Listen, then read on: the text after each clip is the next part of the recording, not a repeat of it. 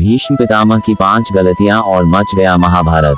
करीब 58 दिनों तक मृत्युशैया पर लेटे रहने के बाद जब सूर्य उत्तरायण हो गया तब माघ माह की शुक्ल पक्ष की अष्टमी तिथि को भीष्म पितामह ने अपने शरीर को छोड़ा था, इसीलिए ये दिन उनका निर्वाण दिवस है। आओ जानते हैं भीष्म पितामह वो कौन सी 5 गलतियां थी जिसके चलते महाभारत का युद्ध हुआ। 1. धृतराष्ट्र के अन्याय पर चुप रहे भीष्म जानते थे कि पुत्र मोह में धृतराष्ट्र पांडवों के साथ अन्याय कर रहे हैं, लेकिन राजा और राज सिंहासन के प्रति निष्ठा के चलते भीष्म उनके साथ बने रहे। पांडवों के साथ हुए अति अन्याय के चलते ही महाभारत युद्ध हुआ। यदि भीष्म न्यायकर्ता होते तो ये युद्ध टाला जा सकता था। धृतराष्ट्र ने अपने पुत्र मोह में सारे वंश और देश का सर्वनाश करा दिया।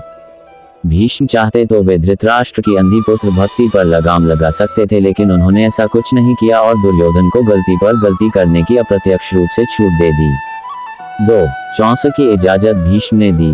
राजभवन में कौरवों और पांडवों के बीच द्यूत क्रीड़ा यानी चौसक खेलने को अनुमति देना भी भीष्म की सबसे बड़ी भूल थी। वो चाहते तो ये क्रीड़ा रोक सकते थे, लेकिन चौसक के इस खेल ने सब कुछ चौपट कर दिया। यह महाभारत का टर्निंग पॉइंट था।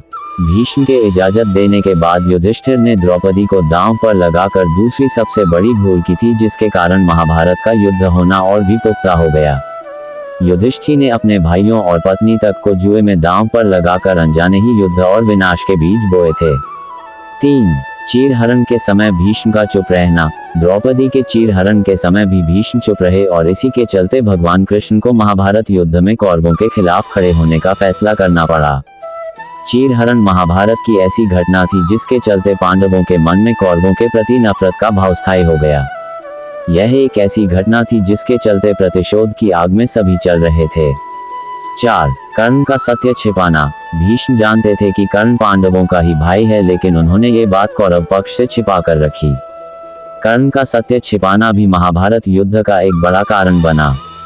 ये बात भीष्म ने ही नहीं, श्री कृष्ण ने भी छिपा कर रखी। खुद कर्ण भी जब युद्ध तय हो गया तब जान पाया। कर्ण अपनी जातिगत हीन भावना के कारण वह अर्जुन और पांडवों से द्वेष करता रहा और दुर्योधन को हमेशा यह विश्वास दिलाता रहा कि युद्ध को तो मैं अकेला ही जीत लूंगा। 5. श्री कृष्ण के शांति प्रस्ताव पर चुप रहना। भीष्म पितामह ही थे राज सिंहासन के रखवाले और राज कार्य के मामले में निर्णय लेने वाले। धृतराष्ट्र को उनकी हर बातों को मानना ही होता था। जब राज्य का विभाजन हो रहा था तो भीष्म इस विभाजन को रोक सकते थे, लेकिन उन्होंने ऐसा नहीं किया और इसी विभाजन के चलते महाभारत के युद्ध के कारक पैदा हुए।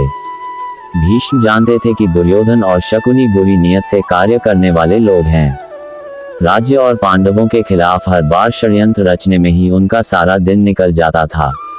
ये जानते हुए भी भीष्म ने कि दुर्योधन को कुनीति या अनीति के मार्ग पर चलने से रोकने का प्रयास नहीं किया। दुर्योधन द्वारा श्री कृष्ण के 5 गांव की मांग को ठुकराते हुए ये कहना कि बिना युद्ध के मैं सुई की नोक के बराबर भूमि भी नहीं दूंगा, तब भी भीष्म चुप रहे और दुर्योधन के शांति प्रस्ताव को ठुकराने के कृत्य को नजरअंदाज करते रहे। जाने क्यों भीष्म पितामह ने सूर्य के उत्तरायण होने पर किया था अपना देह त्याग।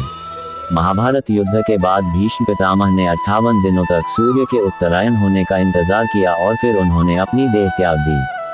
ऐसा इसलिए किया क्योंकि हिंदू धर्म में माना जाता है कि सूर्य के उत्तरायण के समय मृत्यु प्राप्त करने से आत्मा को मोक्ष की प्राप्ति होती है। भीष्म पितामह को इच्छा मृत्यु का वरदान प्राप्त था। ये वरदान भीष्म के उनके पिता ने दिया। मेरी यह जानकारी आपको अच्छी लगी हो तो मेरे चैनल को सब्सक्राइब करें, वीडियो को लाइक करें और कमेंट करें। धन्यवाद। राधे राधे।